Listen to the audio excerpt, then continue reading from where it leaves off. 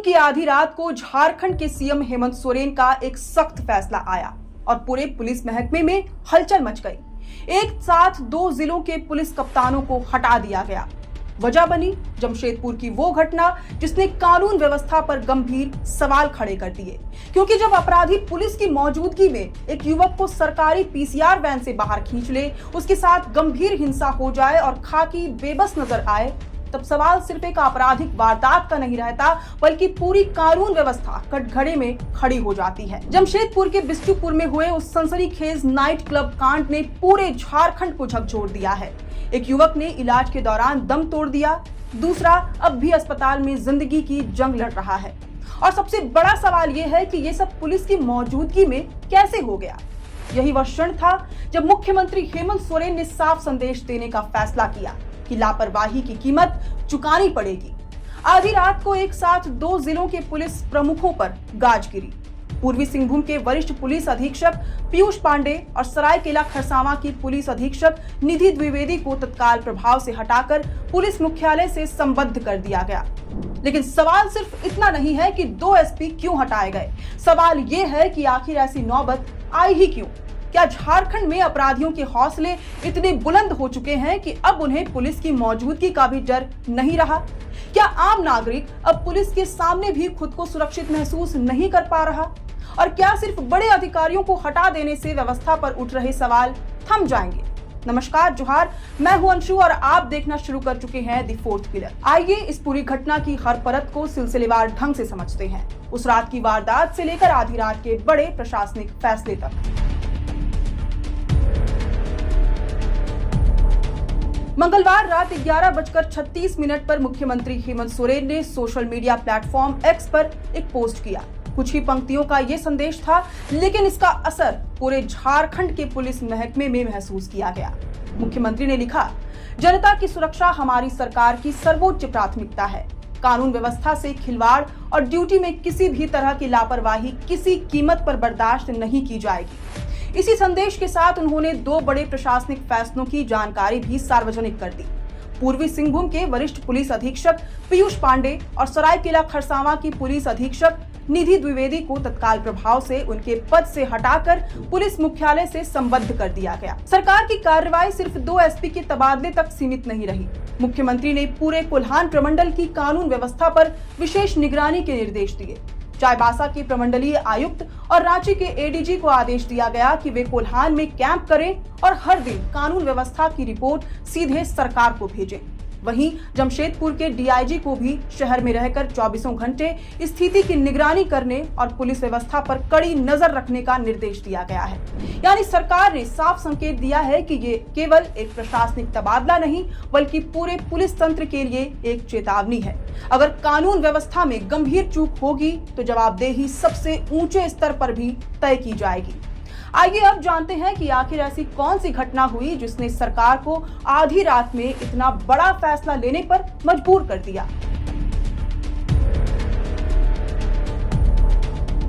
तारीख थी 27 जून की देर रात। जगह बिष्टुपुर का नामी डबल डाउन पब एंड बार। आरोप है कि पब के भीतर कुछ युवकों द्वारा वहां मौजूद युवतियों के साथ अभद्र व्यवहार और छेड़खानी की जा रही थी।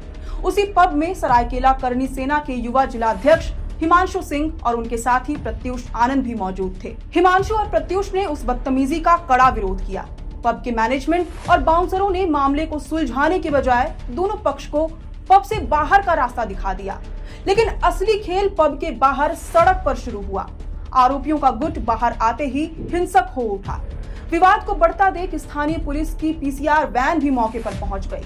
हिमांशु और प्रत्युष को लगा कि खाकी की मौजूदगी में उनकी जान सुरक्षित है, इसलिए वे दोनों दौड़कर पुलिस की पीसीआर गाड़ी के भीतर बैठ गए। लेकिन इसके बाद जो हुआ उसने पुलिसिंग के दावों की धज्जियां उड़ा दी।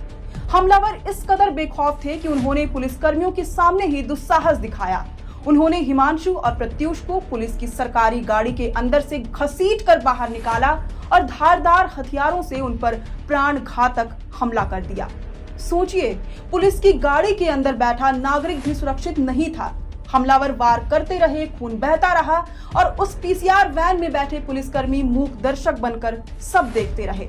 ये पूरी खौफनाक वारदात वहां लगे सीसीटीवी कैमरों में रिकॉर्ड हो गई। दोनों घायलों को बेहद गंभीर हालत में टाटा मुख्य अस्पताल में भर्ती कराया गया, लेकिन अफसोस, जीवन और मृत्यु के बीच चली 48 घंटे की लंबी लड़ाई के बाद सोमवार शाम को हिमांशु सिंह की सांसें टूट गई।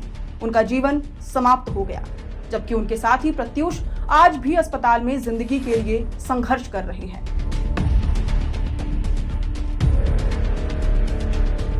जैसे ही सोमवार की शाम हिमांशु के निधन की खबर शहर में फैली, जमशेदपुर की सड़कों पर आक्रोश का ज्वालामुखी फट पड़ा।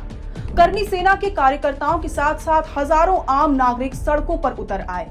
शहर के सबसे व्यस्त बिष्टुपुर गोलचक्कर को पूरी तरह ब्लॉक कर दिया गया। 1 घंटे नहीं, 2 घंटे नहीं, पूरे 6 घंटे तक जमशेदपुर का दिल कहे जाने वाले इस इलाके में चक्का जाम रहा। चारों तरफ टायरों को जलाकर प्रशासन के खिलाफ गुस्सा निकाला जा रहा था। स्थिति इस कदर उग्र हो गई कि जब शहर के सिटी एसपी ललित मीना प्रदर्शनकारियों को समझाने पहुंचे तो उग्र भीड़ ने उनकी सरकारी गाड़ी को घेर लिया। पुलिस की लचर कार्यशैली से नाराज होकर लोगों ने सिटी एसपी के वाहन पर पथराव कर दिया, जिससे उनकी कार के शीशे चकनाचूर हो गए। जनता का सिर्फ एक ही सवाल था, जब आपकी नाक के नीचे, आपकी गाड़ी के अंदर लोग महफूज नहीं हैं, तो इस वर्दी का हम क्या करें?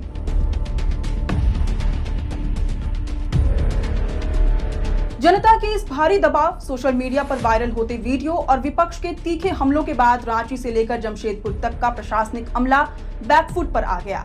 मंगलवार को सबसे पहला एक्शन बिष्टुपुर थाने पर हुआ। घोर लापरवाही बरतने के आरोप में बिष्टुपुर थाना प्रभारी आलोक दुबे को तत्काल प्रभाव से सस्पेंड कर दिया गया। इससे पहले पीसीआर वैन में तैनात 2 एएसआई रत्न कुमार दास और राजेश कुमार रंजन, साथ ही कांस्टेबल मनोज कुमार को भी सस्पेंड किया जा चुका था।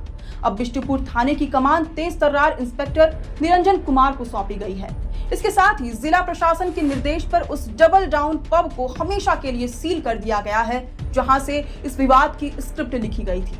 उपायुक्त राजीव रंजन ने आदेश दिया है कि इस पब के आबकारी लाइसेंस, सुरक्षा व्यवस्था, सीसीटीवी कैमरों और इसके कर्मचारियों की भूमिका की गहनता से स्क्रूटनी की जाए।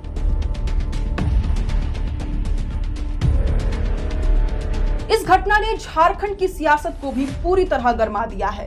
जमशेदपुर पश्चिम के वरिष्ठ विधायक सरयू राय ने इसे पुलिसिंग का पूरी तरह ध्वस्त होना करार दिया है। उन्होंने कहा कि पुलिस की गाड़ी से खींचकर किसी पर हमला होना बेहद शर्मनाक है और दोषियों को कानूनन कड़ी से कड़ी सजा मिलनी चाहिए। वहीं पूर्व केंद्रीय मंत्री अर्जुन मुंडा ने भी कानून व्यवस्था पर गंभीर सवाल उठाते हुए कहा कि अगर अपराधी पुलिस के सामने ही बेखौफ हैं, तो राज्य का आम नागरिक खुद को कैसे सुरक्षित महसूस करेगा। अगर कानूनी कार्रवाई की बात करें तो पुलिस ने इस मामले में बार के संचालक और भाजपा नेता नीरज सिंह समेत 11 लोगों के खिलाफ नामजद एफआईआर दर्ज की है। पुलिस की स्पेशल टीमों ने छापेमारी कर सोनू राम सरदार और राज लोहार समेत 3 मुख्य आरोपियों को दबोच लिया है, जबकि बाकी बचे अपराधियों की तलाश में कोल्हान के कई इलाकों में लगातार दबिश दी जा रही है। इस पूरे घटनाक्रम ने झारखंड सरकार को एक कड़ा संदेश देने पर मजबूर किया है। मुख्यमंत्री के प्रतिनिधि के रूप में पूर्व विधायक कुणाल सारंगी ने पीड़ित परिवार से मुलाकात की।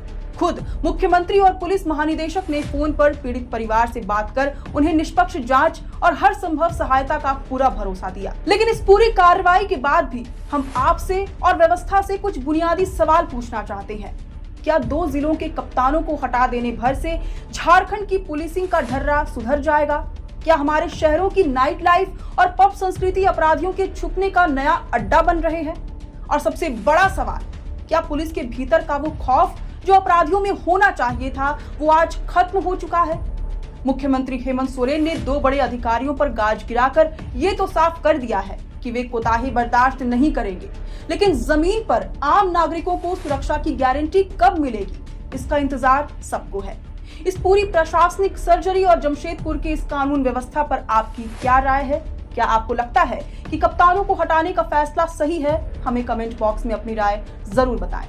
वैसे इस पूरी रिपोर्ट को लिखा था झारखंड के वरिष्ठ पत्रकार और रांची प्रेस क्लब के अध्यक्ष शंभुनाथ चौधरी सर ने। आप देख रहे थे द 4th पिलर। मैं हूं अंशु, कैमरे के पीछे है सहयोगी विकी। शुक्रिया।